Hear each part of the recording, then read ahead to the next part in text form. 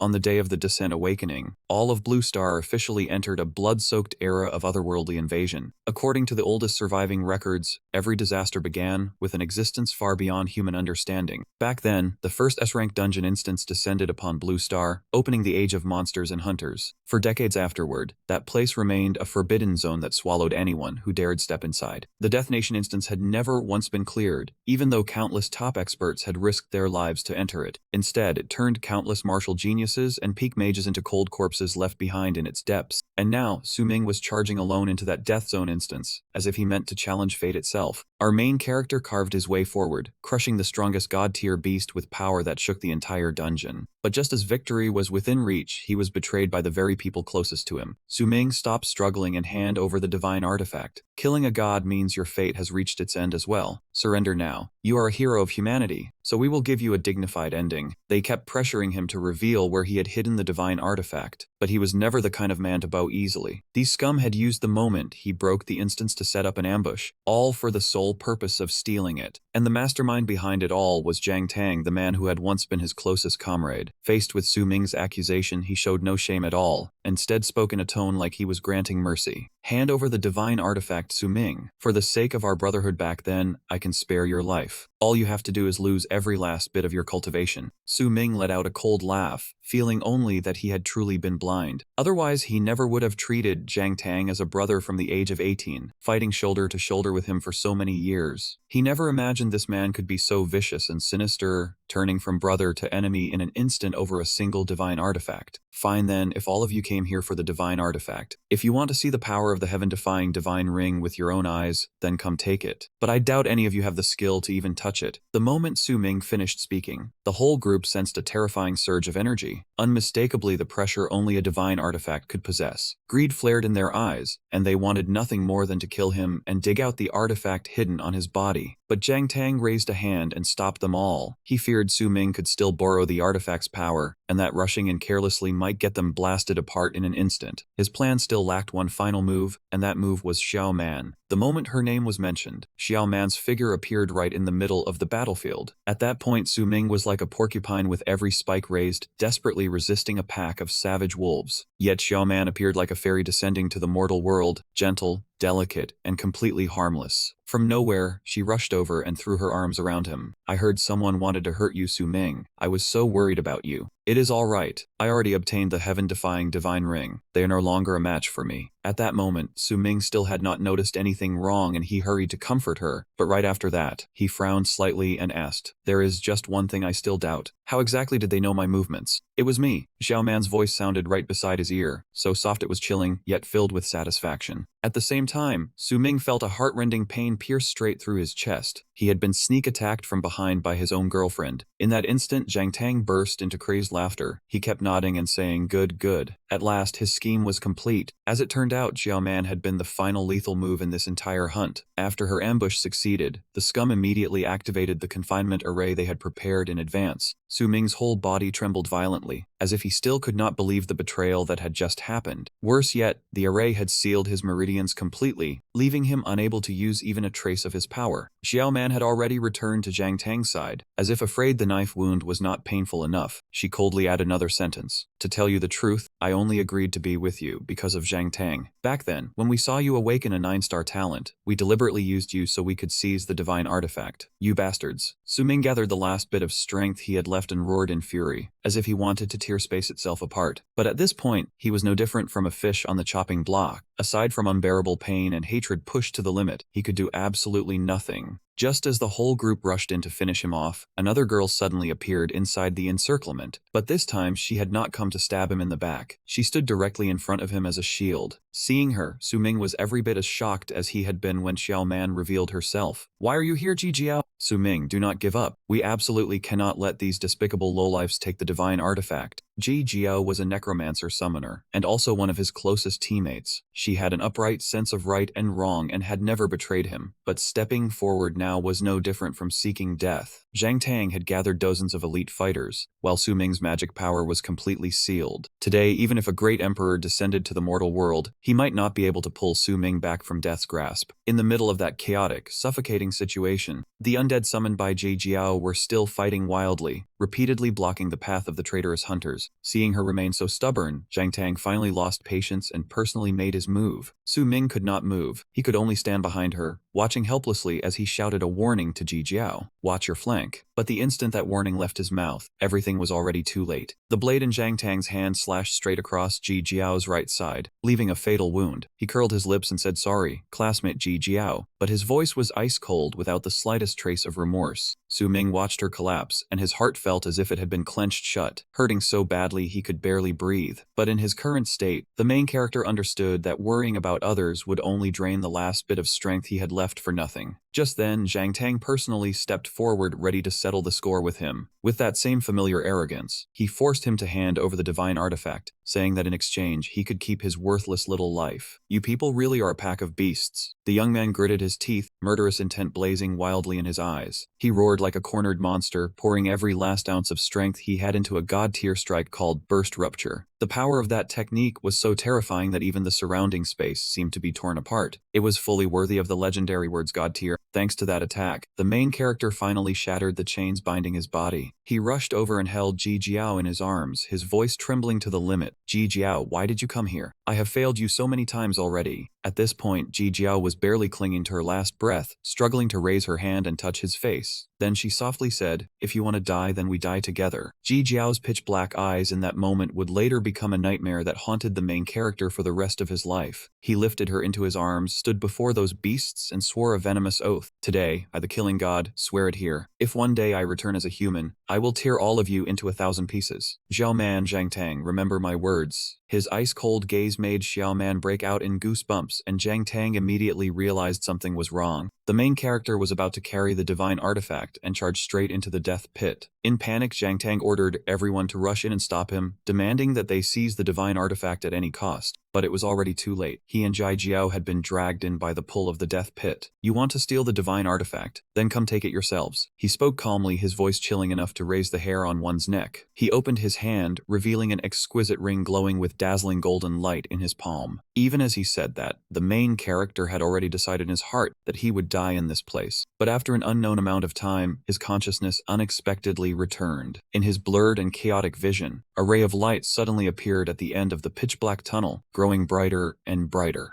That light made him reach out instinctively, as if trying to grasp the final chance to survive. When his vision gradually cleared, the main character was shocked to discover that he was no longer inside the death pit. He looked around and saw that he was surrounded by a dense crowd of people. From the stage ahead, a powerful announcement rang out. The 127th Awakening Ceremony of Mystic Capital No. 1 Academy, student Wang Qiang has successfully class changed into the lifestyle profession Enchanter, with a 3-star innate attribute. As soon as the words fell, waves of discussion erupted below. Most of the people awakening today did not unlock combat professions, huh? What are you worried about? Enchanter is still an extremely useful lifestyle profession, and his status definitely will not be low later. Looks like our school's luck this year is still a little poor. An awakening ceremony? The main character froze for a moment, thinking he must have misheard, but the scene before him and that strangely familiar feeling made him tremble. It seemed he had truly returned to the age of 18, right on the day he took part in the awakening ceremony. The chubby guy standing on the stage was Wang Qiang, and sure enough, in his previous life, he had also awakened as an enchanter. If his memory was correct, next would be Li Songyang awakening the combat profession warrior with a 2-star innate attribute, Qin Yu failing his awakening, and Song Li successfully becoming a combat mage. Reality quickly proved the main character's guess completely right, because right after that, Li Songyang's name was called, and he truly became a 2-star warrior. Next came Qian Yu, but the result was so miserable that he burst into tears after his awakening failed. As for Song Li, he became a mage amid the thunderous cheers of the entire school. Everything felt so real that the main character was certain this was absolutely not a dream, and the emotions bottled up in his heart nearly exploded. Sure enough, he had truly been reborn. In that very instant, the horrific memories from the end of his previous life surged back like a tide. Although he did not understand why he had been given another life, wasn't this the chance heaven had granted him to fix every regret? If so, he had to seize it with everything he had. Just as he thought of this, it happened to be Zhang Tang's turn to awaken. At this point in time, Zhang Tang was the most dazzling person at the ceremony, because he unlocked a hidden combat profession, Demon Cavalry Warrior, with an 8-star innate attribute. This was the first time a hidden profession had appeared, driving the students below into a frenzy. As expected of young Master Zhang Tang from the Zhang family, his father is a war emperor and his mother is also a demon warrior, so his bloodline was already purer than ordinary people's. While everyone kept showering him with praise, Zhang Tang only wore a triumphant smile on the stage. Only the main character's gaze toward him was completely different, filled with bone-deep hatred. To meet his old enemy right after being reborn, what a cursed fate. Just then, a hand suddenly reached over and lightly touched his back. He turned his head and immediately saw a face so familiar that his heart nearly stopped beating. "I have been looking for you for ages." The main character's widened as he stared at Ji Jiao, as if he wanted to carve her appearance deep into his soul. Uncomfortable under his stare, Ji Jiao frowned and asked, "Why are you looking at me like that? Is there something on my face?" No, nothing." He hurriedly steadied himself and said softly, "I just wanted to congratulate Ji Jiao in advance." "Huh, why congratulate me?" She grew even more confused, while memories from his previous life spun through his mind like a revolving lantern. He could never forget how tragically Ji Jiao had died for him in his previous life. Because of that, seeing her again right here made the main character so happy it almost felt unreal. "It's fine. Once you get on stage in a bit, you'll understand," he deliberately answered in a mysterious tone. Not long after, it was finally Ji Jiao's turn to undergo her awakening, and she slowly walked onto the stage. Under the teacher's guidance, she placed her hand on the heavenly stele. It was only the lightest touch. But immediately afterward, an astonishing phenomenon appeared in the sky, proving that the profession she awakened was absolutely extraordinary, and not even inferior to Zhang Tang's from moments earlier. The stands erupted once again, because Ji Jiao had actually awakened a hidden combat profession too, the Necromancer Summoner, with a 7-star innate attribute. The whole schoolyard erupted again. A moment ago, the students were complaining that the Academy's luck was terrible this year, yet in the blink of an eye, 2 hidden classes had appeared back to back. Looks like they had to swallow those words. But this turn of events did not go beyond Suming's expectations at all. If his memory was right, the next name to be called was his. Ji Jiao walked down happily and even casually wished the main character good luck. But when it was his turn, the atmosphere instantly cooled, because in everyone's eyes he was just a blind orphan who had never stood out. In this world ruled by awakened ones, the Dragon Nation had changed decades ago. Ever since Awakening Day appeared, anyone who reached the age of 18 became eligible to take part in the class transfer ceremony. Once they completed their class transfer, they would officially become awakened ones, and those people were the force capable of rewriting the entire world's balance of power. They not only possessed power that could bend laws and fate, but also held equipment, resources, and wealth that ordinary people could not even dream of reaching. But the price paid for all of that had never been cheap. They were forced to enter deadly instances, facing savage beasts, monsters, and countless dangers inside dungeons. There were so many trials that just hearing about them was enough to make a person's chest tighten. In his previous life, he had only been a blind orphan, surviving day by day on subsidies and scholarships. Yet at the awakening ceremony when he turned 18, this young man's fate took a different path. Heaven threw him a rare chance. When his hand touched the heavenly stele, strange phenomena descended from the sky one after another. In the end, the main character awakened the legendary class Godslayer, along with an innate 9-star attribute, surpassing Ji Jiao, and even leaving Zhang Tang far behind. Everything that had happened in his previous life now seemed to rewind and play out again before his eyes. When the strange phenomenon began to descend, everyone from the principal to the entire student body subconsciously held their breath, waiting for the result. Ji Jiao was so nervous that his heart pounded wildly. If their academy truly produced 3 hidden classes in a row, this would become an unprecedented miracle. "Come on, let me feel the energy wave of these runes again," he thought. But at that exact moment, the main character suddenly realized something was wrong. Amid the surging stream of energy, a flash of golden light suddenly appeared. It was the divine artifact, the heaven-defying divine ring, the same treasure he had risked his life to protect in his previous life. He never expected it to follow him back through time. In the blink of an eye, the golden light turned into a status window. After being reborn, the main character had actually activated a system as well. An important notification immediately appeared on the interface. The strongest class transfer system, Godslaying, has successfully connected. The system has automatically bound the host to a brand new class. Mythical class awakened successfully. Sword God. He froze at this unexpected variable. In his previous life, he was a Godslayer, but in this life, it had changed to Sword God. Seeing the strange phenomenon drag on without ending, even the principal began to grow restless. Down in the schoolyard, the whispers and discussions grew clearer and clearer, like a pot of water slowly coming to a boil. No way. If he awakens a combat class, that will be explosive. But if it is a life class, he is finished. Are you stupid? With a phenomenon this massive, how could it possibly be a life class? Those words went straight in Zhang Tang's ears, making an indescribable unease rise in his heart. His gaze locked tightly onto the young man standing on the stage, unable to understand why the other party remained motionless. And at that moment, the main character was indeed losing control a little. It was hard to blame him, because everyone else had awakened the same class as in his previous life. He alone had been forced by fate onto a completely different branch. On top of that, the golden system interface in front of him had appeared too suddenly, leaving him unable to adapt right away. The main character raised his hand and touched the status window. The system immediately scanned him and quickly identified his fingerprint successfully. At the same time, it completed the binding with the host named Su Ming. The class he had awakened at this moment was no longer the old path. It was no longer Godslayer, but Sword God. The main character's accompanying talent was called Universal Ascension. It was a rare gold-tier talent. In other words, Sword God was a class that far surpassed the 9-star level he had awakened in his previous life. After a few seconds of confusion, the corner of the main character's mouth slowly curled into a smug smile. He had only feared that this life's talent would be weaker than before, but if it had opened an even stronger secret, then what was there to worry about? He immediately operated the system. The skill interface quickly opened, but even though he had awakened a class, the inside was completely empty, without a single skill. The main character instantly got mad and tapped wildly on the system interface. No way, at least give me one starter move. Otherwise, is this gold tier talent just for decoration? The others could not see his system, so they had no idea what the main character was doing on the stage. Quite a few students were already losing patience and kept urging him to hurry up and finish. But he was in no mood to pay attention to them. If he had awakened without any ability at all, how was that different from an ordinary person who had not transferred classes? Was this system messing with him? Feedback received. Guidance will continue for you. The text on the status window changed once again. This time the system required the main character to confirm a ring, and the only ring on his body was the divine artifact that had returned with him from his previous life. The main character took it off, and the notification on the interface changed immediately. A new line of text appeared, heaven-defying divine ring identified successfully. Immediately afterward, a blinding golden pillar of light suddenly descended straight from the sky. A terrifying shockwave spread out, startling everyone present. A complete number 10 appeared in midair. The entire scene instantly fell into chaos. He had actually completed his class transfer into the hidden class Sword Controller, and on top of that, he possessed a 10-star talent. In the eyes of outsiders, this achievement was nothing short of a heaven-defying monster, the exact qualification of a future top scholar. Before a 10-star Sword Controller, even Zhang Tang's 8-star Demonic Hammer Warrior instantly became dim and unimpressive. The school leadership was so delighted that they could barely hide their emotions, because the academy had gained 3 talents in a row, and the most dazzling one was obviously the main character. Although Sword Controller was not the most outstanding class in the swordsman system, a 10-star innate attribute had already far surpassed ordinary standards. Because of that, everyone believed his future held unlimited potential. The principal was so excited that he immediately rewarded him with a cultivation support item. When the main character left the stage, countless discussions still rang beside his ears. I can't believe it really is Sword Controller. What a waste of his innate talent. Sword Controller belongs to the swordsman system, but it is considered the weakest branch. Swordsmen are strongest in close combat, while sword controllers sit halfway between close and long range, needing to invest in physical attacks while also splitting resources into magic. Although it can attack from a distance, that also scatters the process of close combat training. The final result is only average battle power, so it is clearly a weak class. Amid countless whispers, Su Ming clearly heard plenty of people gloating, waiting for him to embarrass himself. In their eyes, no matter how high his talent was, awakening a useless early-stage class like Sword Controller still made him worthless. They even thought the main character might not survive the novice dungeon, let alone become some heaven-defying genius. Just then, a beautiful figure cut through the crowd and rushed straight toward him. Who else could it be but Ji Jiao? Unlike the crowd that changed sides with the wind, her face carried a sincere smile. Congratulations, that was seriously amazing. She smiled and softly comforted him, telling him not to listen to their nonsense. Awakening a 10-star talent already proved how outstanding he was. Though in the early stage, Sword Controller really was a little disadvantaged. But I believe with your talent, that won't be enough to stop you. Thanks Ji Jiao, but I never took those words to heart anyway. In fact, their reaction is exactly what I wanted. The main character answered calmly, leaving Ji Jiao frozen for a moment, completely unable to understand what he was planning. Right after that, it was Xiaoman's turn to step forward and awaken. She had always possessed a strikingly beautiful appearance. The moment she appeared, she drew a wave of burning stares from the male students, and even Zhang Tang could not take his eyes off her. Xiaoman really is popular. No wonder she is known as the campus belle of our academy. Ji Jiao was still clicking her tongue in praise, yet the main character beside her stayed icy calm, as if he had not heard a thing. He did not even bother glancing at that woman, simply turning around and leaving. The class change ceremony was not over yet, but this young man had lost all interest, especially once the name Xiaoman rang out. In his previous life, that woman was the one who exploited his 9-star talent to the absolute limit. In the end, she had even stabbed him in the back and betrayed him without the slightest hesitation. The main character had once sworn that this grudge would absolutely be repaid, so Xiao Man could never escape her destined ending. After leaving the academy, he stepped onto a bustling, crowded street. It had been far too long since this young man had seen that familiar scene, and a wave of nostalgia immediately surged through him. Almost everything in this life remained the same, except for the class he had just awakened. After checking the ring, the main character confirmed that he now possessed his first skill, complete concealment. The effect of this legendary skill was to hide or alter information related to his equipment, class, and personal skills. This was one of the 4 precious skills he had brought back with him from his previous life. Thanks to that divine artifact, the main character was able to inherit a portion of power from his new class. The other 3 skills were God-slaying single slash, hidden body step, and eye of insight. The main character's true class was Sword God, a unique mythical class in the entire world, but he had used complete concealment to disguise it as an ordinary sword controller. A weak man carrying a priceless treasure was only inviting disaster, so he had to avoid repeating the tragedy of being used by others in his previous life. Besides, his current strength was still not powerful enough. Since his 10-star talent could not be hidden, that hidden class had to be kept under the tightest cover. This chance to live again was something the main character had to seize firmly in his own hands. According to his experience from his previous life, on the second day after the awakening break, the first trial would open, and that was the novice dungeon. For the main character, the novice dungeon basically carried little pressure, but if he wanted to level up quickly and obtain better equipment, he had to aim straight for the toughest boss. To do that, he first needed to get himself a weapon that was good enough to use. At the same time, in a hotel at the city center, after the class change ceremony ended, Zhang Tang and Xiao Man were tangled together in a heated little pleasure session. "You're so bad, Zhang Tang. The awakening ceremony only ended this morning and you already dragged me here." Xiao Man coquettishly lay in his arms. "Don't mention that ceremony. That bastard stole all my spotlight, and just thinking about it makes me furious. Don't be angry. Even if he is only a sword controller, with such a high awakened talent, he will definitely have plenty of value to exploit in the future." Her lips curved into a crafty smile. Then Xiao Man took the initiative and suggested she would flirt with the main character, confidently saying that once she made a move, he would definitely take the bait and let the two of them manipulate him however they wanted. What they did not know was that the main character had already lived one life and was no longer someone so easy to fool. Now he had officially become a career-focused player. Romance could get lost for now. At this moment, he was wandering around the weapons district. Besides the main character, many students who had just awakened had also come here. It seemed everyone was preparing for the novice dungeon that was about to open. This store had almost every kind of weapon, including the newest models, and of course, the prices were not friendly at all. The main character saw a crowd gathered around a sword called the Heavenfall Sword. It was the latest greatsword forged by someone with a current high-tier class, and he had not expected it to already hit the market. As long as this sword touched its target, it could freeze all the blood in a monster's body, and it was advertised as a diamond-grade weapon. But the price reached 1 million yuan. The main character did not bother looking at it any longer, because he knew very well that it was fake.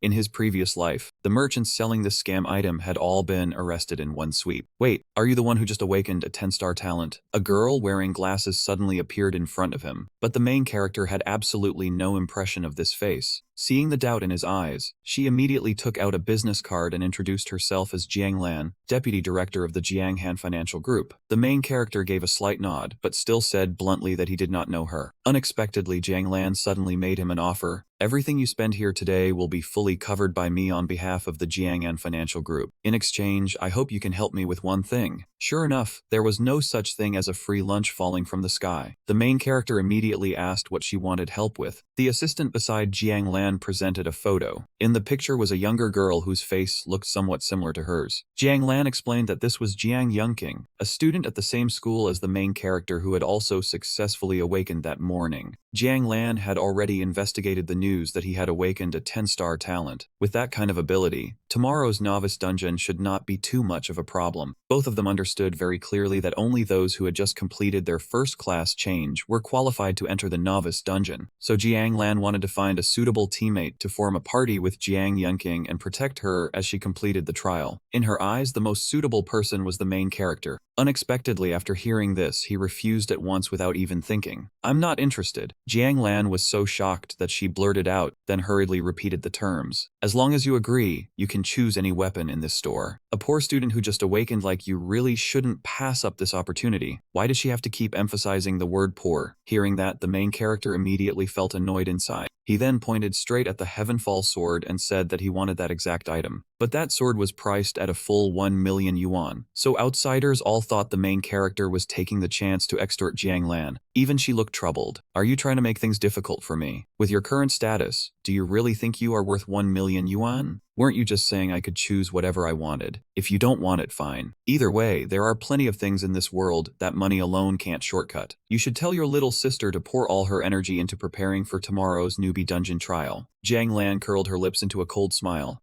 Young Master Su Ming, you really are interesting. Consider this our lapse in manners then. Let's go. As soon as she finished, she turned and left, while the crowd around them held their breath. No one had expected Su Ming, fresh from awakening, to offend someone from the Jiang En group, let alone a vice president, yet the main character did not care at all. Right then, his phone vibrated again, signaling a new message. The young man was still wondering who sent it, and when he opened it, the 3 words Ren Xiamen appeared on the screen. Su Ming, haven't you always liked me before? I've thought it over. I want to see you. Let's meet tonight on the auditorium rooftop. Reading the message, the main character almost laughed, because everything was exactly the same as in his previous life. Even now, when he was only an ordinary sword cultivator, she was still after that 10-star talent. Xiaomen teacher, he really never changes. In his previous life, this was exactly when the main character fell straight into that emotional trap, but in this life, she could forget about it. Fine, no meeting, no return, he immediately texted back. For now, he still had to deal with the weapon matter first, so he walked to a corner of the shop where long, slender stones were piled up. They were called sword stones, essentially sword-wrapped blind boxes from the system world. This weapon embryo had a chance to produce silver tier gear, but most of the time it only spat out the cheapest junk, not even worth a coin. That was why the sales consultant reminded him to think carefully before spending the money. Unexpectedly, the main character calmly said this was exactly what he needed. Compared to paying an absurd price for a silver weapon, only to have it become obsolete soon after, gambling a little here with a small amount of money was far more reasonable. But in truth, this was no gamble at all. No one else could see it, while he could clearly read the hidden data inside every stone embryo, and know exactly which one was valuable. All of that came from the second skill the God Slayer left him in his previous life, the Eye of Complete Insight. It was another legendary grade skill, granting him eyes that could see through essence itself, and read the origin information of every kind of material. Inside what looked like a completely useless stone, the main character found exactly what he needed. A normal silver weapon sold for more than 1 million yuan, but now he only had to spend 50 yuan to own it. That was an outrageous bargain. Right now, he had already returned to the identity of a poor student, so this investment was absurdly profitable. When they saw him buying a sword stone, several curious people immediately turned to stare. Wasn't that the kid who just rejected an offer from the Jiang En group? What exactly was in his hands? Isn't that just trash stone used to open weapons? Good heavens, we thought this kid was something special, but it turns out he dared to refuse a tycoon just to come play with useless stone embryos. Are you out of your mind? The main character let out a faint sigh because he recognized this guy. In his previous life, he was the rich young master Yang Ting, someone who loved bullying weaker students, and the guy beside him was his best friend and trusted lackey. Running into them here was really a headache. Then an idea for making money flashed through the main character's mind, and he asked, "Hey, do you two dare to bet 5,000 descent coins with me that I can pull out a silver weapon?" The two of them immediately burst out laughing and cursed the main character for being a complete idiot. Everyone knew this kind of weapon embryo had a 99.999% chance of turning out as trash, and hitting the remaining 0.01% was harder than climbing to heaven. Thinking the main character would hand over money for free, Yang Ting immediately nodded in agreement. Fine. Once I open it in a minute, don't you dare renege if you lose. The main character deliberately said it loud and clear, wanting as many people as possible to gather around. With the crowd as witnesses, Yang Ting would not be able to back out. Right after that, the stone embryo was activated and began to crack open. Relying on the power of the Eye of Complete Insight, the main character was extremely confident, because he had already seen the weapon he needed lying inside the sword stone come out. As soon as the main character spoke, the outer layer of stone exploded apart. In an instant, Yang Ting's face went pale. The people around them were also stunned, because the main character really did open a weapon, the Black Iron Crimson Wind Sword. Lower grade silver tier. This sword had a special trait. After wounding a monster, it could absorb the blood clinging to the blade and use it to heal its owner's injuries. What a fine sword. The main character tightened his grip on the weapon. He thought this one would be perfect for tonight's date too. Yang Ting and the others were completely speechless, unable to believe he had actually pulled a treasure out of a trash stone. He was extremely satisfied. Even if it was only lower grade silver, the blood drain effect meant even a healer could save a lot of effort. The main character raised the tip of the sword and held it right in front of Yang Ting's face. Even while smiling, his voice carried unmistakable menace. A bet is a bet, and I'll take those 5,000 descent coins now. Looking into the main character's frightening eyes, Yang Ting no longer dared to stiff him and immediately transferred the full amount. He still threw out a weak threat. Kid, I remember your face. Don't go making random bets with other people in the future, or you'll end up losing money for nothing. The main character laughed in response. Meanwhile, the sales consultant from earlier had turned dark-faced, because in the store's database, no one had opened a weapon from a stone embryo in many years. The main character calmly walked back up to her and said he still needed to buy a sword sheath. The sheath cost exactly 5,000 yuan, which made it obvious he had lured Yang Ting into coughing up cash, so he could pay for this from the start. The main character bought a silver-grade sword sheath, which reduced weapon durability wear by 50%. After all, he still did not have enough money to switch to another sword right now, so the more wear and tear he could reduce, the better. Then the system reminded the main character to unlock a hidden function, weapon materialization, but he immediately declined because this weapon still needed to be upgraded one more tier. On the way back, with the Black Iron Crimson Wind sword in hand, the main character could not help thinking about his two lives. In this life, even though he had awakened the Sword God class, he still had no usable class skills. The 4 skills he had now were all inherited relics from his previous life. However, on the class talent map, he was definitely carrying an absurdly powerful original talent, All Things Ascend. This ability could raise the quality of any spoils, whether skills, combat techniques, equipment, or skill books, but each item could only be directly or indirectly sublimated once. That talent alone was enough to deserve the title of Sword God, the representative class of gold tier. The main character immediately activated All Things Ascend to reforge the sword he had just obtained. After the transformation, it became a top-grade silver weapon and gained a new effect called blood coating. Its effect was simple. After killing a monster, the sword temporarily boosted all of its owner's attributes by 5 points for 30 seconds. Getting a temporary power-up after taking down an enemy, while also boosting every stat, was pretty damn good. Only then did the main character unlock the hidden weapon materialization function. Looks like tomorrow's newbie dungeon trial is going to be a whole lot easier. That night, he did not forget his date with Xiaoman. She had arrived early, and the moment she heard footsteps, she was ready to put on her seductive act. She deliberately turned the most beautiful half of her face toward him, looking as alluring as a succubus, and said softly, "At last you came. You're late." But what greeted her was not a love confession, and instead a giant sword charging straight at her. Whoosh whoosh, the blade came crashing right toward her, and Xiaoman was terrified out of her wits. Her shriek rang out sharply, but since they were both on the auditorium rooftop, no one paid attention, and no one heard it either. Su Ming's sword shot forward and slammed into the ground right beside Ji Xiaoman, startling her so badly that her breathing went ragged. "What the hell are you doing?" she snapped in panic. The protagonist said in a cold voice that he had come for revenge, but Xiaoman had no idea what he meant at all. It was true she had once planned to use him, but she had not actually done anything too vile yet. Revenge for what? I was even planning to barely accept his confession. The more she thought about it, the angrier Xiaoman became. She held up her phone, and on the screen was the old message where the protagonist had confessed to her, "You were the one who liked me first, so now you want to turn around and hurt me?" Seeing Xiaoman trembling in pure panic, he could not help feeling a sharp sense of satisfaction. Dating her? That dream had died in his previous life. Xiaoman was the campus belle everyone recognized, the kind of girl who drew every eye wherever she went. As for him, he was just an orphan who had grown up unnoticed, and he had never once imagined that his life would have any connection to a girl that dazzling. He had never expected that just one day after the awakening ritual, she would be the one to strike up a conversation first. From that day on, the protagonist began receiving her attention. For someone who had lacked affection since childhood, it was nothing less than the light he had craved most. And in the end, the confession came. After that came dating, closeness, and everything unfolding naturally like a beautiful dream. That period had once been his most cherished memory, only for him to realize it was all nothing but a fake performance. "I know all about the shady things between you and Zhang Tang," the protagonist suddenly shouted, his voice packed with the hatred of a whole previous life. "You came close to me only because you wanted to use my talent and abilities." Struck where it hurt, Xiaoman instantly panicked and tried to hide her real motive. But when a guilty conscience was involved, the more she talked, the more openings she revealed. "Don't talk nonsense," she hurriedly shot back. "Whether it's nonsense or not, you know best," he said with a cold smile. "That sweet, gentle image of yours was just a mask. Your true face is nothing but greed, delusion, shamelessness, and disgust." From the start, Xiaoman had never respected him at all, and coming here today was only to exploit the protagonist. In the end, he exposed her and scolded her mercilessly right to her face. So how could she not be furious enough to go crazy? Since things had come to this, Xiaoman did not bother pretending anymore and immediately screamed back, "What the hell do you know, you orphan? If your talent did not have even a little value, you would not even be qualified to speak to me. You dare call me shameless? Zhang Tang and I will never forgive you." The protagonist only let out a cold snort and fired back without the slightest courtesy. "Go ahead and try whatever you want, but I suggest you worry about yourself first. If your dog and woman affair gets exposed, that pure and noble image you worked so hard to build will collapse in disgrace, Xiaoman." He kept stabbing straight at her weak spot until her reason had already shattered completely. The moment the protagonist turned and walked away, Xiaoman yanked the sword from the ground. Then she charged straight at him. That sneak attack posture was exactly the same as in her previous life, still loving to use dirty tricks to frame other people. Unfortunately, he had already predicted everything. Xiaoman's move was instantly neutralized, and the Crimson Warmth weapon skill was triggered at the same time. From the very beginning, she had stepped right into the trap the protagonist had laid. How could his sword ever betray its master? Xiaoman was immediately smashed in the face by her own sword. She collapsed onto the ground, crying and screaming at the top of her lungs. My face,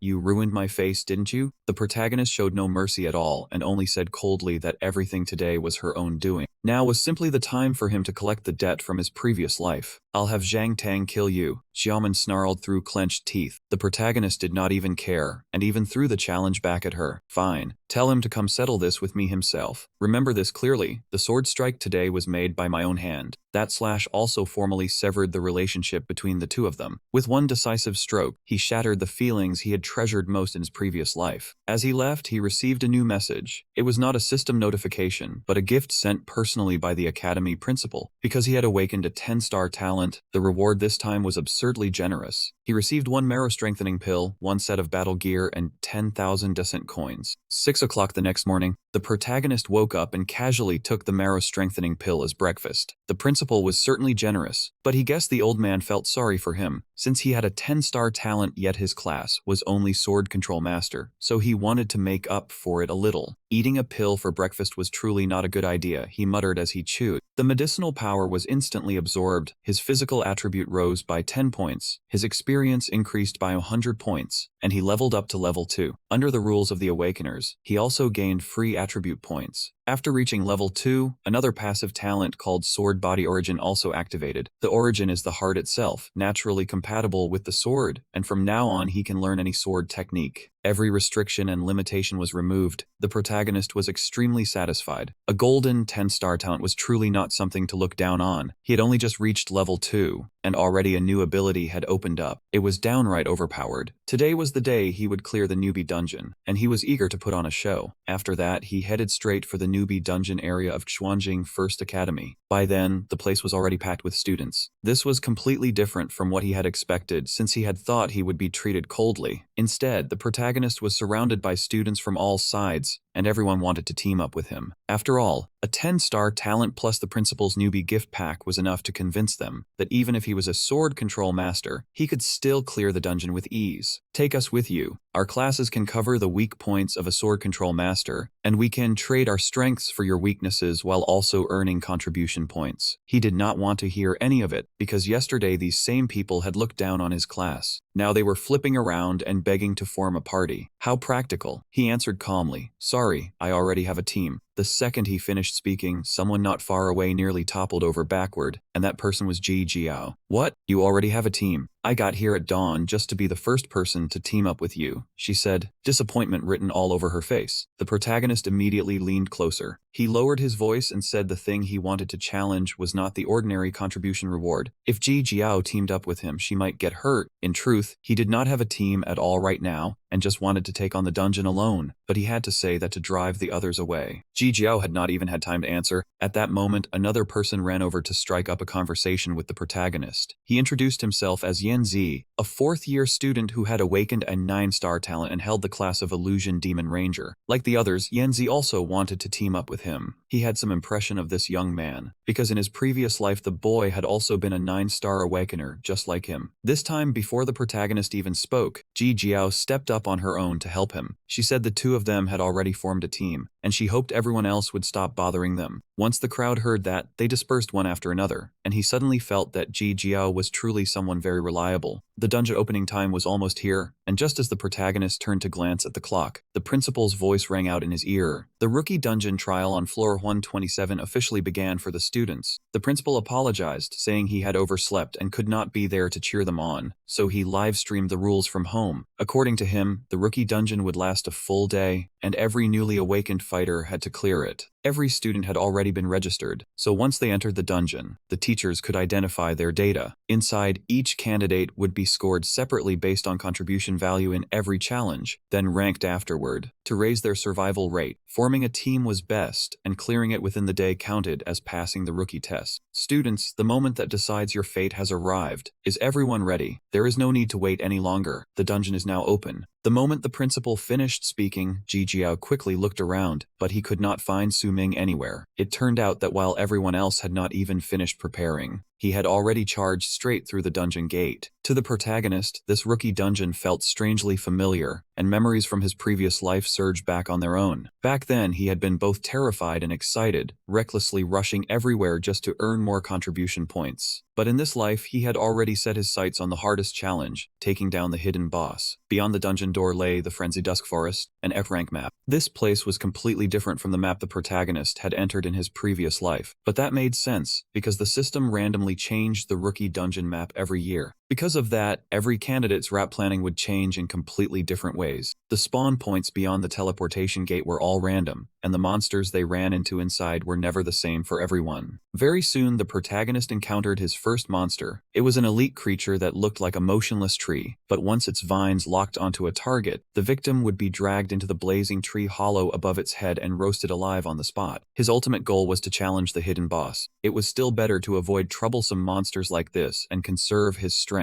The reason he had rushed into the rookie dungeon ahead of everyone else was to scout the route as early as possible. He needed to find enough key items to trigger the hidden boss battle. Even if the map changed, the boss mechanics stayed the same, and once everyone else poured in later, collecting those items would become much harder. With that in mind, the protagonist immediately picked up speed and set out. It was not until 7:30 in the morning that the other candidates began entering through the teleportation gate one after another. In another area, a 3-person team had just arrived, led by a rather timid-looking female student. Seeing how quiet the surroundings were, the whole group breathed a sigh of relief, thinking this area was fairly safe. But the instant that thought appeared, a burst of frantic footsteps came rushing toward them. From the distance, a figure was sprinting toward them with his head down. That person gasped for air while shouting, "Help me!" Right behind him were 2 huge bloodthirsty mad rats, the kind that looked like trouble at a single glance. Seeing that things had gone bad, Li Daxiao, as the team leader, immediately ordered the 3 of them to split up and run in 3 directions. But not long after, the outside world received news that at 7:31 in the morning, 3 candidates had been eliminated by bloodthirsty mad rats, including the 6-star talent awakened fighter Li Daxiao. The students outside felt chills run down their spines when they heard it. Even a 6-star talent got wiped out that fast. At this point, many people still had not entered the teleportation gate because they had not formed teams, such as Jai Jiao. Before they had even stepped inside, someone had already fallen, and this rookie dungeon was truly scarier than they had imagined. The timid girl from Li Daxiao's team became the only survivor, and she was now fleeing blindly on her own. She did not dare stop, and she dared even less to look back. After running for who knew how long, she had completely lost her sense of direction and had no idea which corner of the map she had wandered into. Just as she raised her head, she saw a burly figure blocking the path right in front of her. It was an ape monster. It spotted her immediately and charged like an arrow loosed from a bow. "Help me!" The girl screamed in panic, and aside from instinctively crying for help, she could barely fight back at all. But her life was not meant to end yet, because immediately afterward, someone really did appear to save her. And that sword-wielding figure was so familiar that there was no mistaking him. Who else could it be but the protagonist? He struck with incredible speed, his movements clean and decisive, taking down the ape monster in a single move. Meanwhile, in another area, another male student had also fallen into a disaster. He was being relentlessly chased by a level 5 elite monster, the bloodthirsty brown bear. As he ran, he cried and cursed the heavens, wailing that his luck was absolutely rotten. The moment he stepped out of the teleportation gate, he ran straight into an elite monster. Another group was not doing much better, as they had to face a swamp hunter. This was only a level 2 monster, but for these newly awakened rookies, that level was already enough to make them struggle until they could barely breathe. The team being chased by level 3 hounds was in an equally miserable state, with every member covered in wounds. One student immediately suggested opening the communication channel, reporting that the 9 o'clock position on the map had been surrounded by monsters and requesting support. At the same time, the group at the 6 o'clock direction also sent out a distress signal. The 11 o'clock direction had fallen into the same situation, with monsters pouring in nonstop. In the central area, a 5-person team had almost been completely wiped out. If they had not managed to tell the only girl in the team to hide in time, the entire group might have died. The dungeon had been open for less than half an hour, yet the bloodshed was already this brutal, and its difficulty had clearly far exceeded the rookies' understanding. That raised a chilling question. Could newly awakened fighters like them really survive and clear this trial? Back at the spot where the ape monster had just been knocked down, seeing the protagonist handle the enemy alone and save her life, the female student could not help murmuring, "So strong. He defeated that monster in the blink of an eye." After saying that, she gathered her courage and spoke a little louder. "Thank you for saving me. You are the awakened fighter with a 10-star talent, right? I was only passing by chance." The protagonist seriously corrected her, then continued in a cold voice, "But I cannot save you a second time. That monster is not dead yet." Hearing that, the female student, who had only just relaxed for a moment, instantly turned pale with fear. He hurriedly turned and ran, claiming he was going to call backup for Su Ming. But in truth, Su Ming was the only one left at the scene. After using the Eye of Insight, Su Ming realized the savage beast was a level 3 mutant monkey king with 28 strength, 24 constitution, 5 agility, 6 spirit, and 4 luck. Its only skill was smash. So it was a mutant monkey king. No wonder ordinary monsters in an F-rank dungeon were still alive after being hacked apart by his silver weapon. At that moment, even with half its health bar gone, the mutant monkey king was still bursting with raw power. The instant it sprang up, it charged at him with savage fury. Even with only 5 agility, Su Ming had to admit its speed was no joke. But that suited him even better. It was just enough for him to test himself in a real fight. Of the 4 skills he had inherited from his previous life, this was the moment for Su Ming to use the third one, Stealth Step. This skill accelerated his footwork and boosted his speed by 50%. Once activated, he became immune to all physical, magical, and mental attacks, and could not be targeted, but it consumed a massive amount of stamina. In the blink of an eye, Su Ming's speed exploded. This time he was the one who took the initiative and attacked the mutant monkey king. As if sensing Su Ming's sudden surge in power, the beast grew even more ferocious. But from this point on, every attack it made was meaningless to him, just as the monkey slammed a heavy blow forward. It aimed straight at Su Ming, yet he had already appeared behind it without warning. Sensing movement from its opponent, the monkey whipped around in rage, but compared with Su Ming's current speed, it was no different from a wobbling toy. Su Ming suddenly felt there was no need to drag this out, because the fight had already become boring. And the last thing the mutant monkey king saw was only the silhouette of its opponent. Su Ming gripped his giant sword and charged straight toward it. He successfully brought down the mutant monkey king, and at the same time received a trophy, the one-line slash skill scroll. Low-grade bronze rank. Its rank was not high, but inside this beginner dungeon, it was already pretty decent. On top of that, Su Ming also received a title called First Blood, earned by being the first to defeat the mutant monkey king in the Forest of Frenzy. He was not the only one who received that notification, because this was a dungeon achievement, so every other student saw it too. Thanks to Su Ming, every player at that moment was rewarded with one small healing potion. For many students, this was nothing less than a life-saving straw, because their HP bars were almost empty. The announcement did not name who killed the mutant monkey king, only saying it was a swordmaster, so everyone immediately guessed it was Su Ming. Even though nearly 10 swordmasters had appeared across the nearby cities this year, he was surely the most talented one. Whoever it was, the fact that someone had scored the first kill made these young awakened believe they could still clear this dungeon, sending their morale soaring. But for Su Ming, that was a huge problem. He had forgotten that the dungeon title system could expose his strength. From now on, it seemed he would have to be careful and use total concealment to modify and hide any unfavorable information first. He just had not expected that, even half an hour after the dungeon opened, no one else had managed to kill a single monster. Being forced to carry the title of First Blood was seriously annoying. Just as Su Ming was about to leave, he heard growling again, and turned to look into the bushes. With one sweep of his eyes, he saw 3 level 3 hungry wolves, and right at that moment, those monsters became perfect targets for testing his new sword-style attack skill. A moment ago, Su Ming had used his All Things Ascension talent to upgrade the one-line slash skill scroll. It had been a low-grade bronze scroll dropped by the mutant monkey king. After Ascension, it became a new low-grade silver skill called Drawn Bond Blade Slash. Running into these 3 wolves here was almost too perfect. He could test the skill's effect right away. The system displayed notifications one after another. You have slain a hungry wolf, experience plus 80. You have slain a hungry wolf, experience plus 800. You have slain hungry wolves, experience plus 8,000. Right then, the clock showed 9:30 in the morning. The system announced, "Congratulations, you have reached level 9 and earned the title Hungry Wolf Legend." Su Ming was immediately satisfied. Using Drawn Blade Slash with its ranged attack attribute was far more effective against these low-level hungry wolves. All he had to do was draw the sword from its sheath through sword intent. The energy it generated would gather for a moment, then lock onto the target. Immediately after that, he swung out a slash and the blade light flew straight toward the wolf pack. And just like that, one range strike, without closing the distance, erased the wolf. When he finished clearing out the weak, hungry wolves, a new aura far stronger than before began to rise. It charged in wildly, smashing everything in its path, and it was the level 10 Wolf King leader. The scene shifted back earlier, when the clock had only just reached 8:30 in the morning. Feeling the overwhelming pressure inside the dungeon, all the students decided to unite and eliminate the monsters together, quickly forming teams. Ji Jiao stepped forward and shouted for everyone to move out, while the other groups also called out that they had formed teams and would follow right away. The scene shifted inside the dungeon, where the other students were fighting for their lives every second. Counterattack, counterattack, the main force is almost here. Each of them forced themselves to grip their swords tight, hold the line, and strike back. A sword slash tore across the monster's body, and then quite a few people collapsed. That monster was cut down on the spot by Lin Kang. After he killed it, the entire team's experience points rose together, and the system also displayed a notification confirming the successful elimination of a mutant field mouse. Lin Kang roared with joy, shouting that they had finally killed a special monster, that they could win, they really could win. The main force had arrived, and they would not lose anymore. The first player had brought medicine for them. Lin Kang was so happy he started crying, watching his level bar jump to level 2. He had finally leveled up. At the same time, another announcement appeared about an unbelievably powerful student. Someone had claimed first blood again, finishing off the level 9 Master Leader, officially becoming the first to defeat a leader and receive a boss title. The whole group froze and shouted in shock, a 9-star fishing master. What the hell was going on? Could a lifestyle profession really become this strong? And on top of that, he had shot straight up to level 9. That kind of speed was completely ridiculous. Rewind 10 minutes when Su Ming was closing in on the alpha wolf. Its health bar kept plunging, and in the blink of an eye, nearly 2/3 was gone. Our MC had the absolute upper hand. Each relentless sword strike forced the wolf backward, leaving it no chance to defend itself. He stomped hard against the ground, using the rebound force to build momentum, preparing to launch another wave of attacks at the monster. The young man sprang high into the air and coldly taunted it. "Don't think being the Wolf King makes you impressive. Your opponent today is me." With the advantage of a reincarnator, the system immediately rang out. "Congratulations, you have slain the Silverback Wolf King, experience plus 500. Congratulations, you have reached level 10. Sword draw slash plus 145, Thunder Rush sword plus 100. Loot obtained, Iron Claw Bone and Wolf King Heart." Meanwhile, Yang Ting had just barely finished dealing with a wolf. Gasping for breath, he complained that after burning through all his strength, he had finally cleared out those starving wolves. Jiang Chu said happily that luckily they made it in time. This dungeon title directly boosted attack power, or the whole team might have been wiped out. But right after that, Yang Ting went pale and roared, "A level 9 fishing master. The dungeon has to be bugged. How could a lifestyle profession level up that fast? This is basically a slap straight across our faces." He slammed his blade onto the ground and angrily cursed that this beginner weapon dealt too little damage. If that brat had not cheated him out of his money at the weapon shop, he would at least have a silver grade item by now. Jiang Chu quickly comforted him. "Brother Yang Ting, that guy only got lucky." Yang Ting was still so furious his eyes turned red. He turned and yelled at his teammates to shut up, saying he had been the one tanking all the damage, yet still had to share experience with them. After killing an entire wolf pack, he had only reached level 2. It was the stupidest investment among stupid investments. The more he thought about it, the angrier he got. He wondered whether that brat had already entered the dungeon by now. If he could run into him and take him out, at least he could vent some of this rage. Jiang Chu hurried to keep soothing him. "Brother Ting, don't get angry anymore. Now that we are all level 2, farming wolves will definitely be much easier." Encouraged by his teammates, Yang Ting finally calmed down a little and gave a cold snort. In complete contrast to Yang Ting, our MC had already surged straight to level 10, and he could barely hide his excitement because the critical moment had finally arrived. The system announced, "Congratulations, you have reached level 10 and activated the basic class advancement quest. The quest content will be randomly selected based on your actual situation." After reading it, he was extremely satisfied. Sure enough, in this life, reaching level 10 was enough to unlock the first advancement quest. The system continued reminding him that the quest would refresh based on his current state. The young man understood the key point at once. The opportunity had appeared. In his previous life, by the time he reached level 10, everything had already happened after leaving the beginner dungeon. So his first advancement quest back then refreshed inside a much harder E-rank dungeon, right when he was challenging it. With same level strength, our MC had no way to clear it, and he was forced to spend a long time training to level 15 before returning to complete it. That was exactly why the rewards from his first advancement quest had been greatly weakened. But this life was different. He had reached level 10 right inside the beginner dungeon, so the situation had completely flipped. The system announced, "Congratulations, you have activated the first advancement quest. The objective is to eliminate the Guardian of the Redstone Cave, an extremely powerful elite monster. The quest location is Redstone Cave in the Forest of Fury." Our MC thought with satisfaction. It finally appeared. Sure enough, the quest was right inside the beginner dungeon, which meant the difficulty would be much easier to control. Next, as long as he poured every level up point into agility, victory in this first advancement quest was practically guaranteed. The system rang out, "Congratulations, your agility attribute has exceeded 100. You have obtained the Sword Martial Grandmaster profession and the low-grade silver passive skill Unlimited Proficiency. You can equip all sword-type weapons and ignore all requirements." At the same time, inside Zhuangjing City First Academy, in the observation room, someone reported, "Principal, the dungeon data rankings for high-talent beginner groups in nearby cities have been released." Principal Wang studied them for a long time, then frowned and said, "Something seems off. Could the statistics be incomplete? Where is the student I had high hopes for?" The person beside him immediately confirmed, "Nothing is missing, Principal. This is all the dungeon feedback data we received." But at 8 o'clock, the first dungeon title data recorded a sword controller, so it must be the student you were concerned about. Principal Wang grew even more uneasy and asked suspiciously, "Only the first kill title? Even if his profession is sword controller, he awakened with a full 10-star all-attribute talent, plus the beginner gift pack I gave him. Even if his skills are weak, he should be able to kill a few monsters through raw strength alone. How can he not even make the top 500? Just then, the room door burst open violently, and an angry voice rang out. "What is the meaning of this, Principal Wang? Didn't you say your school produced an excellent seedling this year?" The person who walked in was Ranling, deputy mayor of Zhuangjing. She asked coldly, "That newly awakened 10-star student is named the MC, correct? My secretary sent me your beginner dungeon data, and I have already reviewed it. On the rankings, the student you recommended is nowhere to be found." Principal Wang hurried to explain. Deputy Mayor Ran, "Please do not be angry. Although he awakened at 10 stars, his profession is sword controller, so his early combat power may be a little weak." Ranling immediately shot back, "Even a sword controller cannot be so weak that he fails to enter the top 500. Stop explaining, Principal Wang. I think you deliberately exaggerated your student's strength to request extra spots for the Heavenly Tower Summit." Principal Wang quickly insisted he had not, but she kept scolding him. "Based on the current data, your school only has Yan Zi, a 9-star awakened student with the hidden profession Demon Hunting Ranger, ranked second and capable of competing with Li Chengguang, the genius from the neighboring city. Besides him, there is one person I know, the eldest son of the Zhang Tang family. He has the hidden profession Demon Hammer Warrior, an 8-star talent, and is currently ranked 4th. His potential is also very worth watching. Therefore, for now, I can only give you 2 spots for the Heavenly Tower Summit." Principal Wang froze and asked in a low voice, "Doesn't every school get 3 spots each year?" Ranling turned and left angrily, saying, "Who told your academy to rank dead last for the past 2 years? If you are at the bottom again this year, I am afraid you may not even have a spot for the Heavenly Tower Summit next year." Principal Wang panicked and tried to stop her, asking, "Then what if a student achieves good results later?" Ranling replied coldly, "Get results first, then we will talk. I am busy, so I am leaving." After saying that, she walked off decisively, giving him no further chance to explain. The Heavenly Tower Summit was an extremely important path for receiving quests, obtaining rewards, and increasing strength. They absolutely could not lose the right to participate. At first, he had thought this year's newly awakened 10-star student would help win one more spot, but who would have guessed they would lose one instead? The principal stared at the results board, exhausted yet still clinging to his last bit of hope. "Young man, you must work hard. Do not disappoint me." The scene shifted to outside Redstone Cave, where our MC had already found the place. The quest map pointed to this exact location, and luckily, he had not run into any annoying small fry on the way. In his previous life, he had never set foot in this place, so he had absolutely no idea what kind of monsters would appear inside. The moment the thought ended, a hammer suddenly smashed hard into the ground, creating a sharp, ringing crash. The one that appeared was a level 6 gold-digging goblin. Seeing the burning red glow in its eyes, our MC immediately realized this was a goblin. The young man stepped back, lowered his center of gravity, and gathered power for a burst of speed. In the very next instant, he shot forward and finished the monster with a single sword strike. But as soon as he pulled his blade free, our MC instantly grew alert. He absolutely could not let the entire cave notice him. Against his wishes, the system displayed a notification saying this action had triggered the awareness of the goblin cave, and goblin mode had begun. He blurted out in shock, "What is this?" From deep within the cave, wave after wave of goblins poured out in a surging stream. The young man's gaze instantly darkened. It seemed this quest was not nearly as simple as he had imagined. The system announced that every goblin inside Redstone Cave would rush out together to attack him. Goblin mode was a frenzied state, wild, indulgent, and completely removed from normal order. They felt no guilt, leaving only instincts of greed, laziness, and domination. The goblins howled and surged forward, but everyone that got close was cut down by our MC in a single slash. After clearing one wave, he quickly calculated that although their levels were low, their advantage lay in overwhelming numbers. What worried him most right now was whether his weapon's durability could last until the end of the quest. While he was thinking, another disturbance sounded outside the cave, making our MC immediately turn his head and frown slightly. In front of him stood a giant goblin gripping its weapon tightly, its icy eyes filled with killing intent. It suddenly charged and slashed straight at our MC, but with his current speed, he easily leaned aside and dodged the attack. Inside the cave, the goblins raised their bows in unison, and every arrow locked straight onto Suming. He had no choice but to keep blocking the razor-cold arrows flying at him. These monsters clearly were not as stupid as they looked. Once he was knocked into the air, the main character could barely twist his body to dodge. Worse yet, besides the arrows, they were closing in with melee weapons. The instant he showed an opening, he took a direct hit and was sent flying several meters away. His stamina was steadily dropping, and his early-stage mana pool was nowhere near enough to keep Shadow Step active for long. A whole pack of goblins, plus one elite goblin, was definitely not easy prey with his current basic skill set. If he kept charging in head-on, wiping them all out would be brutally exhausting. So the only option left was to fight with more flexibility. Once he made up his mind, the main character dodged first, then shot straight out of the cave, leaving the goblins staring and grunting in confusion. Seeing their prey run, the entire goblin pack immediately swarmed out in pursuit. He hid in a corner to recover, the edge of his mouth curling with calculation. "Come on then, all of you little gemstones." A blinding flash suddenly swept past the goblins' eyes. Before they could understand what had happened, a sword slash came tearing in from a distance. "Here is your gift." The entire goblin group was instantly blown away. The main character felt secretly pleased. As long as he seized the initiative, the entire situation flipped in his favor. The sword draw slash skill could unleash its full power now. After clearing out the enemies, he landed lightly on the ground. In the end, every lesser goblin was cleanly dealt with, leaving only one elite behind. The young man stayed calm, his voice sounding casual. "When did it end up being just one left, I wonder?" Level 10 elite goblin captain. The scene shifts to a desolate field. Jiang Zhou hid in the grass, pointed outside, and whispered, "There, that is the place. When I was scouting, I clearly heard fighting coming from inside the cave." Yang Ting immediately refused to believe it. "Stop joking. The system says this area is full of monsters above level 7, so who would dare challenge it now?" Jiang Zhou hurriedly replied, "But I really did hear fighting from inside." A trace of shock flashed through Yang Ting's eyes as he looked toward the cave entrance. He lowered his voice and said, "Zhang, it looks like someone is coming out." Jiang Zhou found it even harder to believe, wondering who would still dare risk his life farming monsters here at a time like this. Yang Ting froze, his gaze fixed on the place where the fighting had just erupted. Oh, talk about enemies meeting on a narrow road. It was the brat who had beaten Yang Ting with a sword before. By now, the main character had reached level 11. He calmly looked at the system panel and thought this mission was pretty interesting, a little startling, but not truly dangerous. Right after that, his eyes shifted slightly as he glanced upward on alert. Yang Ting suddenly dove down from above and attacked the main character. He did not counterattack at all. He merely shifted his shoulder to the side, making the opponent miss his timing completely. Yang Ting roared in anger. He actually dodged it. "Surround him now. Do not let him escape." The main character was still fearless, hands in his pockets, and answered calmly, "What are you talking about? I was not planning to run." Yang Ting gritted his teeth and vented all his resentment. "Back then you cost me a fortune. Today, consider yourself unlucky for running into me inside a dungeon." The main character frowned, looking deeply annoyed. You people are. Seeing that, Yang Ting became even more confident and threatened him. What, scared now? Instead, he only scratched his head and asked calmly, "Who are you people?" Yang Ting went dead silent at that line. Huh? You really forgot us? Damn it, did you seriously forget winning 5,000 decent coins from me? Get him, all of you. The main character answered lazily. I do not remember, and there is no need to get physical either. Since it has come to this, I might as well test my new skill. He summoned his sword, then casually tossed it straight into the air. In the very next instant, the sword pierced through each of them, every target taking exactly one strike from sword control. They were all heavily wounded at once, collapsing across the ground as screams rang out. Meanwhile, the main character just stood there, looking extremely pleased. A perfect success. Yang Ting clutched the wound on his arm, staring at the sword, as he stammered in terror. Sword, sword, sword control. How is that possible? That is a skill only mid-stage sword controllers can learn. The main character was secretly delighted, because this sword control skill had originally come from a silver-grade skill scroll dropped after killing the elite goblin. Then, thanks to his all things ascension talent, he upgraded into a gold-grade skill scroll and randomly unlocked this skill. He had not expected everything to fit together so perfectly. Once they saw sword control, the rumors spreading outside would make people even more certain that the main character was a sword controller. More importantly, after he wiped out every goblin in the Redstone Cave, he obtained the hidden location map for the final treasure in the first mission. The system announced, "You have unlocked a hidden location map." At that moment, the main character was instantly surprised. Huh? But in the very next second, he broke into a helpless sweat while looking at the hidden treasure coordinates. Redstone Cave, Part 2. Why is it Redstone Cave again? And it even comes with the subtitle, Life of a Goblin. The scene shifts to 11:30 in the morning, where another team finally works together and successfully kills the monsters. We finally cleared out all the small monsters in this area, who said an all-girl team could not survive. We really have to thank Fen Fen. She awakened at 7 stars and still agreed to lead us. Let us go split the loot. As they prepared to leave, Fen Fen suddenly stopped when she noticed that one girl seemed unwell. What is wrong, tired? Another teammate hurried off to check the monster drops and see if anything good had fallen. The girl only answered, "Oh no, I am fine." Suddenly Fen Fen cried out in shock. Huh? Where is our other teammate? A sharp scream rang out, instantly catching her attention. Ah! Fen Fen hurried over to check the situation. Where is she? Where did she go? She was clearly still here splitting loot just a moment ago. The monsters in this area, right, they probably all have to be cleared out. But the ground had not left a single trace behind. How can this be? Before everyone could understand what happened, another miserable scream rang out from the gloomy forest. Ah! The scene shifts, and the system suddenly displays a long list of information about the survival habits of goblins. Goblins usually live in dark, damp places such as caves, underground tunnels, deep forests, or ruins hidden from strong light. These terrains help them hide, avoid enemies, and set up ambushes or raids. Goblins often gather in packs, forming tribes or small clans led by a chief or elder. Beneath the leader are warriors, craftsmen, hunters, and shamans, each with a clear role and task, working together to sustain the group's growth. Even more terrifying, goblins reproduce at an extremely high rate and can rebuild their numbers very quickly. Even in brutal conditions, goblins do everything they can to capture female creatures and keep their breeding rate high. Worse yet, female goblins only need about 1 to 3 months of pregnancy, which makes them far more efficient than most ordinary races. Goblin children also mature absurdly fast, and in just 1 to 2 years, they are already capable of reproducing. That cycle of being born, growing up, and breeding again runs on pure nightmare fuel. Su Ming ran while reading the goblin dossier, his face turning red from how twisted the content was. What the hell was this? And why was the goblin design in this otherworld setting this depraved? Right then, the system flashed a notice ordering him to the designated coordinates. The lead character froze, then blurted out in confusion, "What the hell is going on now?" He followed the instructions and reached the spot, but the more he looked, the more wrong it felt. It was nothing but dense forest all around, so where was the cave, or was the system's coordinate broken? Thinking that, he immediately lowered his breathing and quietly scanned every corner around him with sharp eyes. A thin layer of mist drifted across his vision. His blazing red eyes activated at once, beginning to analyze the entire terrain. At last, the lead character caught the key detail. The name Redstone Cave Part 2 was way too misleading, so anyone would assume this was still a visible cave entrance. But once he combined that clue with the buried treasure hint, the real answer was underground. This was a hidden subterranean cave, sealed up almost perfectly. These goblins were pretty clever too, using fire to make smoke and hide the entrance. After thinking it through, he immediately dug a small hole in the ground and slipped inside. After dropping down below, the lead character did not rush forward. Instead, he immediately studied the situation ahead. He stepped into the cave one slow pace at a time, keeping his movements as quiet as possible. The moment he spotted a goblin, he instantly pressed himself into a dark corner. This time he had learned his lesson. If he killed even one, the entire nest would be alerted. Remembering what happened before, he understood exactly what his real target was. He came here for the treasure, not to charge into some pointless all-out fight with a whole pack of monsters. While searching for the treasure, the lead character suddenly discovered a girl collapsed ahead, completely exhausted. He immediately recognized her as the female challenger, apparently ambushed by the goblin's smoke trap. These monsters were filthy just like their game setup, but he still gritted his teeth and held back, forcing himself not to strike yet. Just then, a shrill scream echoed through the cave entrance. "Ah, no, don't come over here!" The lead character looked toward the girl, and a cold plan flashed through his mind. There was still a surviving challenger, so he could let her draw the goblin's attention while he used the chance to dig for the treasure. Then he had no choice but to ignore them. If anyone wanted to blame someone, they could blame themselves for not being strong enough to clear this newbie dungeon. But just as he was about to act on that plan, he heard a desperate cry. "I don't want to play anymore. Somebody save me, I'll pay a huge reward." The girl kept screaming in panic. "Can anyone hear me? My sister is the vice president of the Jiang'an group." So the one cornered was Jiang Yunqing. She shrieked in terror as the goblin lunged at her, her voice nearly breaking from fear. A sword suddenly stabbed into the ground. The lead character sprang out of the shadows, instantly drawing the goblin's full attention. He did not hesitate, and directly unleashed the sword control technique. Sheathing the blade, then drawing it, the sword light flashed like it was ripping the darkness apart. In deep underground caves or dim ruins, goblins usually hide to ambush their prey, but that same environment also leaves them extremely vulnerable to strong light. The instant the sword left its sheath, a burst of energy exploded with blinding light, and the goblin froze on the spot. As long as he did not kill any of them, the whole cave would not be alerted. As for Jiang Yunqing, she was still sprawled on the ground, trembling as she said she could not even manage to stand up anymore. The lead character kept testing his theory and did not chase after the goblin. Sure enough, he had been right. Now that she was safe, Jiang Yunqing stopped screaming, looked up at him, and hurriedly said, "Thank you for saving me. My name is Jiang Yunqing." He looked at her a little longer, and immediately remembered that she was the same girl from the earlier photo. He replied coldly, "No need to thank me, I was just passing by." Jiang Yunqing quickly cut in, "Wait, once I get out of this game, I'll definitely pay you a huge reward. My sister is..." The lead character turned and left, replying, "Talk about that after you survive and get out." Jiang Yunqing panicked and begged him not to leave her behind, but he flatly refused. "Don't follow me, I already saved you once, and your strength will only drag me down." Just then, he suddenly stopped when he saw the system locator. "The treasure is right here." He told Jiang Yunqing to check behind them and see whether the goblins were chasing. She trembled and answered, "No, I looked carefully." The lead character instantly lit up with joy. "I hit it." This dungeon was only supposed to drop, at best, a silver random chest. Yet right in front of him, a reward far beyond expectations had appeared. Just as Jiang Yunqing turned around to look, a dazzling burst of light instantly hit her eyes so hard she had to squint. The lead character confirmed it. This was a low-grade gold random chest. As the name suggests, a random chest can potentially open high-level items, skill books, or gear. Jiang Yunqing stood behind him with her eyes shining bright, and he could not hide his own excitement either, wondering what would be inside. The system immediately displayed a notice. "Congratulations, you have obtained the Shadow Stream outfit and the Soul Conjurer skill scroll." The lead character's face instantly twisted with disappointment. After going through so much trouble to clear the mission's bonus reward, this was all he got? The Shadow Stream gear looked passable, but what was this Platinum Soul Conjurer skill scroll, and how was it completely unrelated to his class? Jiang Yunqing hesitated before speaking. "Could it be because I am here?" He sounded a little annoyed and asked coldly, "Huh?" She clasped her hands nervously and muttered, "My awakened class is 7-star Soul Conjurer." The moment he heard that, a chill ran down the lead character's spine and his mind went blank on one word, "Huh?" The system immediately displayed an emotionless notice. "Jiang Yunqing has joined your team, and you have become the team leader." Cut to the dungeon zone at 9 o'clock. The basic class change mission progress showed 33 of 50 players eliminated, and Lei Chengguang stood in the middle of the battlefield with dense killing intent. He coldly declared that the weak had only one path, death, and the next one would be him. Kukai was defending herself desperately against the monster named Lei Chengguang, not daring to let out even the slightest breath. At 12:30 a.m., Jiao Gai was still scrambling around in the dungeon in a state of panic. She threw everything she had into climbing the mountainside, each step feeling heavy, as if something were dragging her down. Jiao Gai was clearly struggling to move, her face full of anxiety, because something seemed to be hunting her from behind. She quietly peeked out to check and saw Lei Chengguang hunting players. But with one tiny mistake, she accidentally made a sound. Lei Chengguang instantly snapped his gaze toward Jiao Gai, and the killing intent in his eyes turned ice cold. He tightened his grip on his weapon and closed in step by step, preparing to land the finishing blow. Lei Chengguang curled his lips into a grin. "Playing eagle catching chicks now, are we?" Jiao Gai clenched her teeth and held on, struggling to stay alive under the suffocating pressure. Lei Shengguang stood on the peak across from her, his eyes ice cold. He never expected a weak little chick like her to survive this long in his hunt. She had wasted quite a bit of his time. Still, he had to admit, for a girl, she had some guts. It seemed the profound Capital Academy was not entirely full of trash. Ji Jiao instantly grew suspicious, because his uniform clearly belonged to the Martial Capital Academy in Wuyang City. Then why did you barge into our regional newbie dungeon and start killing people for no reason? He opened his system panel and answered calmly. There is no deep reason. My level 10 first-class advancement quest just happens to require eliminating 50 players. A quest like this makes it inconvenient to slaughter people at random inside my own city's dungeon. So I simply flew a small private aircraft straight to the newbie dungeon in your region. Then I killed them one by one. If you want to blame someone, blame your academy for being famous among the cities as the place with the most useless students. If I am going to crush something, of course I should pick the softest persimmon. Ji Jiao panicked and counterattacked, immediately summoning a basic skeletal undead to defend herself. He merely curled his lip in contempt, swung his sword, and cut the skeleton clean in half. Those low-level toys of yours cannot withstand even one strike from me. This time, I absolutely will not let you escape again. Bloodblade Flying Thorn shot out like a streak of blood tearing through the wind. Ji Jiao went pale as she watched the killing move rush toward her, with no path left to dodge. At the critical instant between life and death, a figure suddenly appeared and knocked his technique off course. Who is it? Yanzi shouted from the distance. Ji Jiao, we will cover you. Ji Jiao immediately recognized him as the guy from before. At the same moment, midnight arrived, and the system announced that the treasure fragments could now be submitted. The MC smiled faintly. In that case, the mission can be considered complete. The system announced that the basic class change mission was complete, and Su Ming officially advanced into a sword god. All attributes rose by 10 points. His mythic talent, Origin Sword Body activated, and his sword power, attack speed, and sword mastery all doubled. As the main character walked on, he felt extremely satisfied, and his confidence in challenging this dungeon's hidden boss sword. Behind him, Jiang Yunqing suddenly cried out, so he immediately turned back to check. Right after that, the system reported that the Soul Extractor skill had been used successfully. He obtained Soul Enhancement, a high-grade platinum skill with proficiency capped at 300,000, and required spiritual energy to activate. Once cast, every member of the party would gain a 200% increase to all experience earned. The main character was so shocked he nearly jumped backward, and even after checking the status panel again, he still could not believe it. What? A full 200% experience boost? He never expected her to randomly unlock a near-god tier leveling support skill like this. Her luck was terrifying. His gaze instantly sharpened as he looked at Jiang Yunqing, and a new idea formed in his mind. He pointed straight at Jiang Yunqing and declared loudly, I have changed my mind. You wanted me to carry you through the novice dungeon earlier, right? Fine, I agree now. Jiang Yunqing froze for a beat, then shouted in delight, really? That's wonderful. The mercenaries my sister paid for all failed to leave the Goblin Cave alive, but with you, someone who explored that place alone, leading the way, it will definitely be much safer. The main character sighed helplessly. He disliked rich young ladies who used money to take shortcuts, but for that overpowered skill, he had to accept. Just then, the main character suddenly glanced to the side, surprise flashing in his eyes. The name Ji Jiao appeared on the communication screen, making him immediately think, is this a message from Ji Jiao? In another area, a group of people was still caught in an unbearably brutal life and death battle. System danger warnings kept flashing, while urgent alarm sounds rang out again and again. Li Chengguang coldly watched every prey item within his reach. A moment later, he activated the skill, Demon Sealing Arrow. He gripped the sword in his hand tightly, and his entire body received the power he had just summoned. Yanzi was badly wounded, and he cried out in pain that just one more slash could pierce through his defensive skill. His younger brother, standing nearby, rushed over in panic and called out to him, but in the very next instant, he also fell into the sights of the Bloodblade Flying Thorn. Another body collapsed to the ground beneath Li Chengguang's ruthless blade. Both Jie Jiao and Yanzi clenched their teeth, unwilling to admit that this guy was too strong, while all their teammates had already fallen one after another. She quickly told Yanzi that she never expected Wujing Academy to produce such a terrifying awakened one. Yanzi nodded heavily. Power like this was extremely rare before the novice dun trial. I investigated it before. Awakened blade users have overwhelming combat strength, and Li Chengguang calmly raised his sword once more. According to the information they gathered, he was the genius Li Chengguang from nearby Wuyang City, born with a 10-star talent and the hidden class Berserk Sword.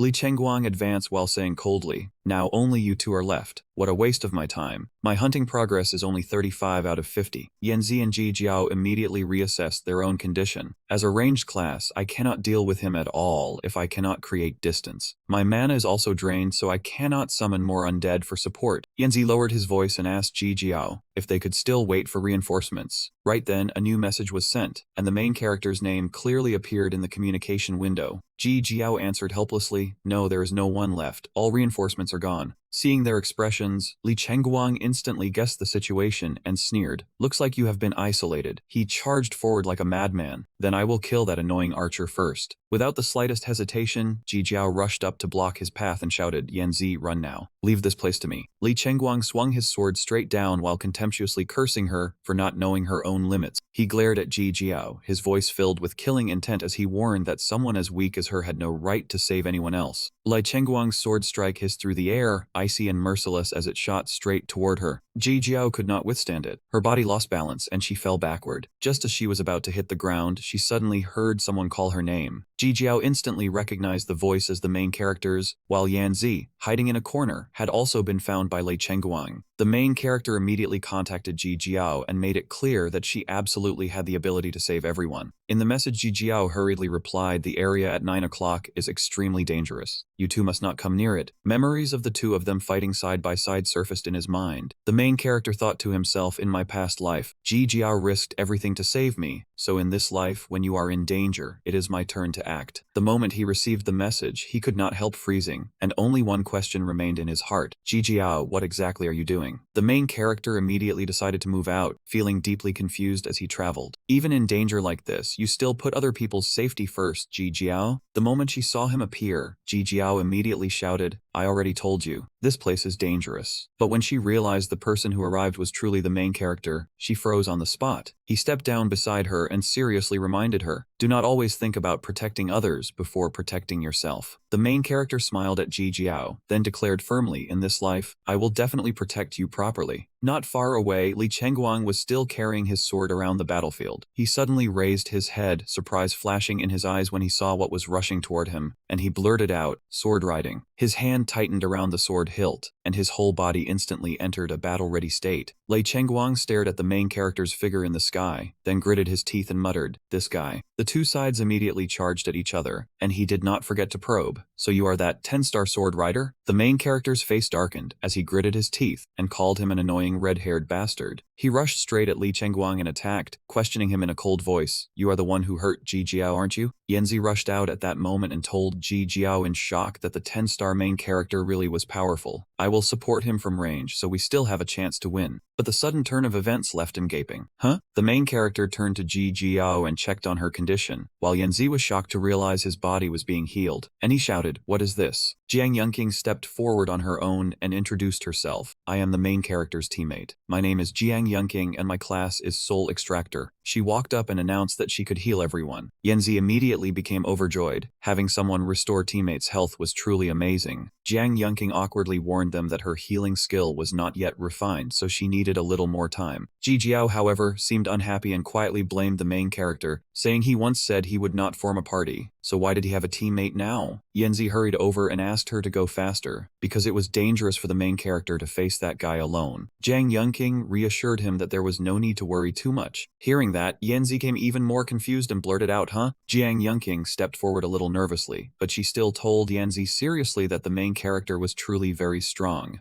At this moment, the main character was still locked in a fierce battle with Li Chengguang. Forced into a disadvantage, he gritted his teeth in disbelief. Isn't this guy supposed to be just a sword rider? The more he thought about it, the less he could accept it. Why was his movement technique this bizarre? Su Ming narrowed his eyes, his icy gaze slicing straight toward Li Chengguang. By now, the two sides had temporarily opened up some distance between them. Li Chengguang put on that arrogant look again, sneering that his opponent truly deserved to be a 10-star awakened one, and that Su Ming's strength had indeed exceeded his expectations. Then he said with rising excitement, "Today, I want to see who is stronger, Li Chengguang, Wuiyang City's 10-star berserk sword, or the 10-star sword tamer from Zhuanjing Academy." Su Ming called out Li Chengguang's name. Inwardly, he thought that in his past life, this man had indeed been no ordinary figure. Su Ming quietly sized him up. The main character had never gotten the chance to meet him before, yet in this life, they had crossed paths so soon. Thinking of that, Su Ming smiled. As he charged forward, he shouted, "Interesting, then let us see whether my sword is sharper or your blade is tougher." Li Chengguang raised his sword and blocked Su Ming's attack head-on. Right after that, he swung his hand and activated Blood Blade Flying Thrust. Su Ming mocked that feeble attack, asking if Li Chengguang really dared to launch a flying blade straight at him. He instantly swept his hand upward in a clean counter. Li Chengguang realized something was wrong, clenched his teeth and growled, "I fell for it." Su Ming spun his weapon and said coldly, "My Blood Blade Flying Thrust also carries sword energy, enough to lock an opponent in place." Su Ming's blade howled through the air toward Li Chengguang's face. His wrist spun several times before he barked in an icy voice, "Die." Su Ming stabbed straight down and activated sword control. Li Chengguang did not just stand there either. He immediately rushed in and used immobilization release. Su Ming curled his lips into a grin, saying, "You like messing with people, don't you? Now it is my turn to come back." In the next instant, Su Ming's sword spun around and pointed straight at Li Chengguang. He reminded him with amused confidence, "Without a weapon in your hand, let us see how you block this." At that moment, danger warning circles appeared around Li Chengguang, and now he no longer had a weapon either. His face twisted in pain as he frowned, then angrily reached out and grabbed the sword hilt. He charged forward like a madman and roared, "Then you can forget about keeping your weapon too." Su Ming immediately used Stealth Step, his figure blurring before vanishing from sight. He flashed forward at terrifying speed and activated 5-blade Chaotic Phantoms. Su Ming's speed and movement technique skyrocketed so sharply that Li Chengguang stared in disbelief. Su Ming sprang up, raised his hand, slapped him once, and even teased him with a smile. "Sorry about that." He grabbed his familiar weapon and said leisurely to Li Chengguang, "My sword is back again." Jiang Yunqing and Yanzi hurried over, shouting, "Sister Shang, it is over. Su Ming, we are here, you have to hold." But Yanzi suddenly froze, because the battle before them seemed to have already ended. Yanzi's whole group stood there blankly, able only to sigh in helpless disbelief. Looking at Li Chengguang kneeling on the ground, they still could not help doubting what just happened in this fight. Then they looked at Su Ming, and Yanzi and Ji Jiao's eyes lit up with admiration. Was it already over? The group rushed over in delight and cheered, "Su Ming, you are insanely strong. With an opponent that powerful, we had not even finished healing before you took him down." Su Ming calmly walked forward, while Li Chengguang trembled behind him. Jiang Yunqing caught that strange moment and shouted, "Behind you, be careful." Su Ming glanced back and saw Li Chengguang revealing a despicable expression. He held his sword and launched a sneak attack from behind, his face still full of arrogance as he said, "You left yourself open." Countless danger warnings kept flashing one after another. Even the injured Yanzi raised his head to look, while Jiang Yunqing was stunned by the scene in front of her. Ji Jiao's eyes went wide, and in sheer horror she blurted out Su Ming's name. Su Ming was struck by a fatal blow, and even he could hardly believe it. Li Chengguang was smug to the extreme as he unleashed his strongest ultimate move, Martial Forest Swift Blade. The whole group screamed in panic, "Su Ming." He laughed crazily and roared, "Ha ha ha, welcome to my battle formation." Ji Jiao rushed forward struggling as she said, "I am coming to save you, Su Ming." Yanzi immediately grabbed her arm and said, "Calm down, Ji Jiao." He anxiously pulled her back, warning that charging into Li Chengguang's formation now would only be throwing her life away for nothing. Ji Jiao demanded with a stern face, "Let go. Even if I die, I have to save Su Ming." Just then she heard a familiar voice in shock, telling her, "Ji Jiao, listen to him." She trembled and softly murmured that name, Su Ming. He reminded her not to come any closer. While the two were still struggling, Li Chengguang went berserk and roared, "How is this possible? You took that many hits and still are not dead." Su Ming's voice drifted over from afar. "Are you sure you hit me?" Li Chengguang realized in horror that the sound was not coming from here. Only then did Li Chengguang snap awake, shouting in panic, "This is a substitute." Standing outside the formation, Su Ming replied with a cold laugh. "You finally noticed." With a cold expression, he said, "Guess what? You probably never expected an ordinary sword tamer like me to have this skill." The information appeared. Low-grade Platinum White Shadow set, 5 out of 5, is activating. Night Shift increases all sword techniques with bonus dark attribute damage, and attacks can pierce physical defenses. Shadow Clone set creates a lifelike false shadow for defense, and while the Shadow Clone remains active, every attack adds an extra slash dealing 50% of the main attack's damage. Su Ming continued explaining, "That is how my skill equipment set works." Li Chengguang growled in frustration. "There is no equipment set to pick up in the beginner dungeon, so there is only one way, exactly what you did." Su Ming answered him just as calmly, "You guessed right. I completed the basic class advancement quest a long time ago."